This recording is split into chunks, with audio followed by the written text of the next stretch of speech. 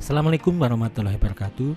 Jumpa lagi dengan saya Roni dalam video tutorial penyusunan laporan keuangan dari awal.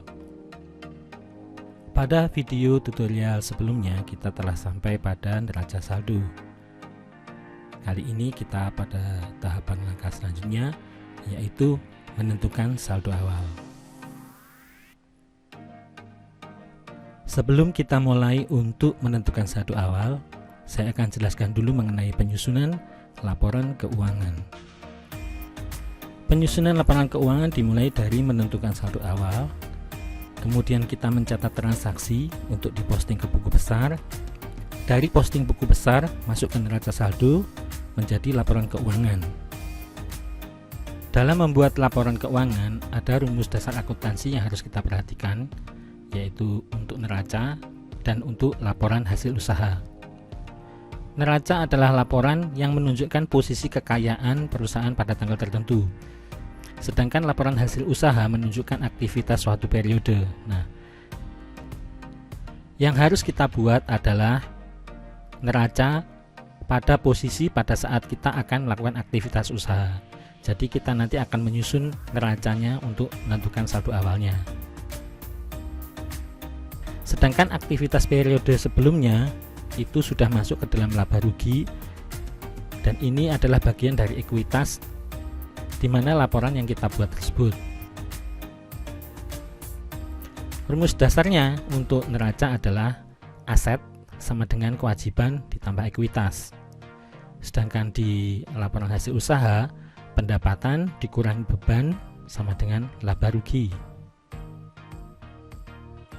Nah, kita akan merancang laporan awal untuk laporan neracanya. Nah, seperti ini rancangan laporannya nanti yang kita buat.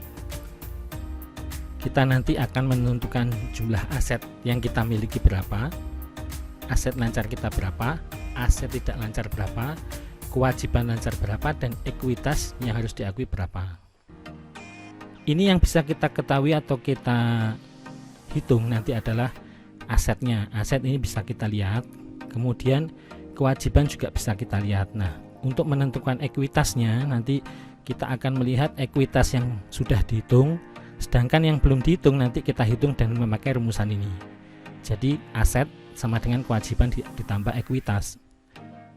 Nah, untuk mendapatkan ekuitas ini adalah aset dikurangi kewajiban. Membaca laporan neraca ini adalah sebagai berikut. Aset merupakan sumber-sumber kekayaan yang dimiliki oleh entitas tersebut untuk menjalankan operasionalnya. Kewajiban adalah kewajiban yang harus dipenuhi oleh entitas tersebut, yang biasanya kewajiban ini didapatkan dari hasil mendapatkan aset. Nah, ekuitas adalah posisi kekayaan dikurangi kewajiban yang harus dibayarkan oleh entitas tersebut.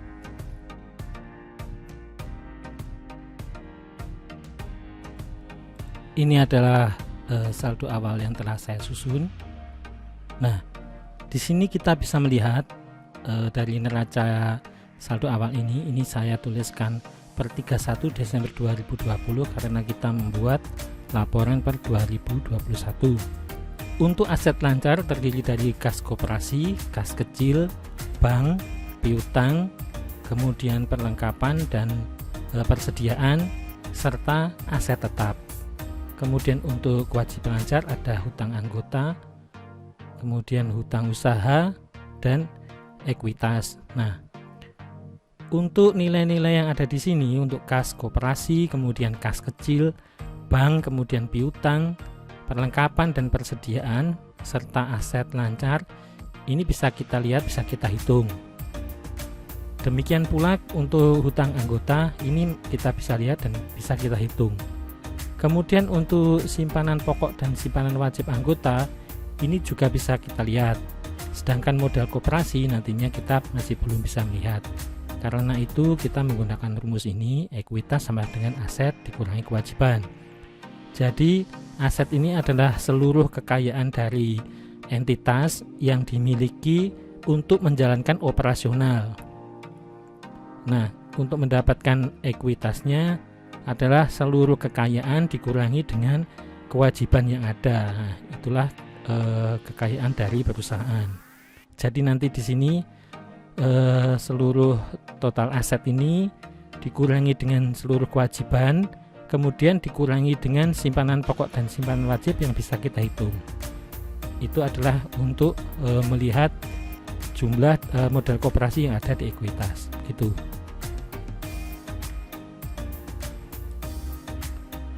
Baik, kita buat neraca saldonya.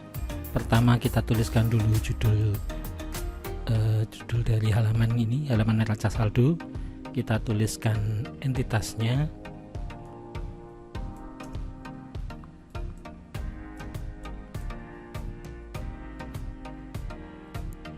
Kemudian nama dari lembar ini, kemudian kita tuliskan tanggalnya per 31 Desember 2020 ya. Jadi ini adalah saldo awal. Ini adalah untuk melihat saldo dari tahun sebelumnya. Kita membuat laporan 2021, jadi kita membuat saldo awal 31 Desember 2020. Untuk isinya bisa kita lihat dari neraca saldo di sini, NSE-nya. Kita ambil datanya, kita kopikan. Ini untuk garis besarnya.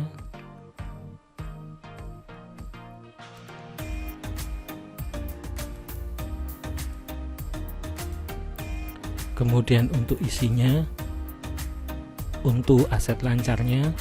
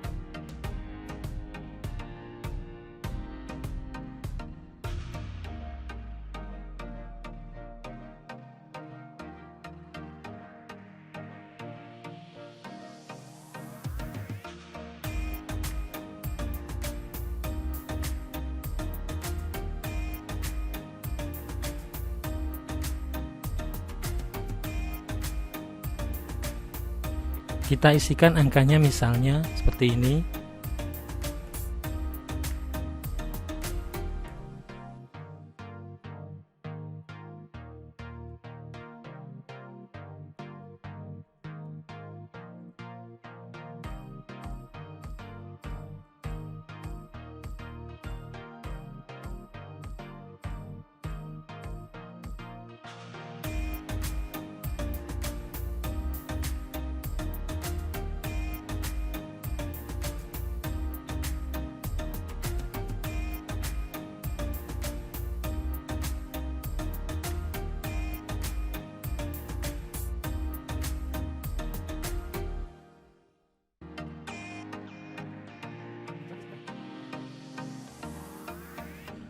Nah, setelah kita isikan angkanya, kita tahu bahwa jumlahnya ini masih belum sama. Kita bisa mengisi angka-angka ini dari melihat fisik yang ada. Kas koperasi dan kas kecil dilihat dari melakukan cash count, kas yang ada. Kemudian bank dilihat dari rekening koran, piutang dari kartu piutang, kemudian perlengkapan dengan menghitung perlengkapan, persediaan dari daftar persediaan, Kemudian aset tetap juga dengan menghitung aset tetap dan penyusutannya. Ini kita anggap saja bahwa kita telah melakukan aset tetap di sini. Kemudian hutang dari daftar hutang. Kewajiban tidak lancar kita tidak ada, jadi kita isikan 0. Kemudian simpanan pokok dan simpanan wajib dari daftar simpanan pokok dan simpanan wajib. Nah, di sini masih belum ada modal koperasi, kita menghitung dengan cara sebagai berikut.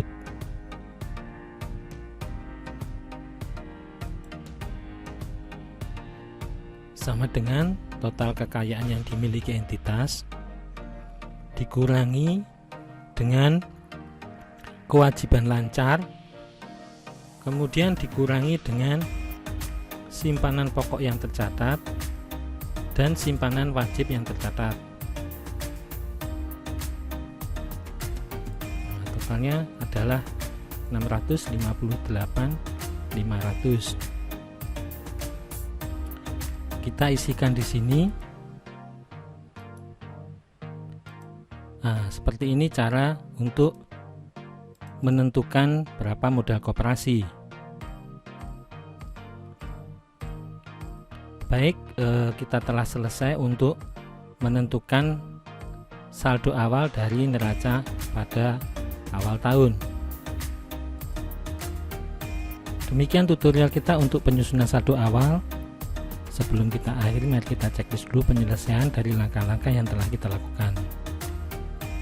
Pertama, kita telah merancang chart of account, kemudian merancang tabel input jurnal harian, merancang aplikasi laporan keuangan, menginput transaksi, dan menentukan saldo awal.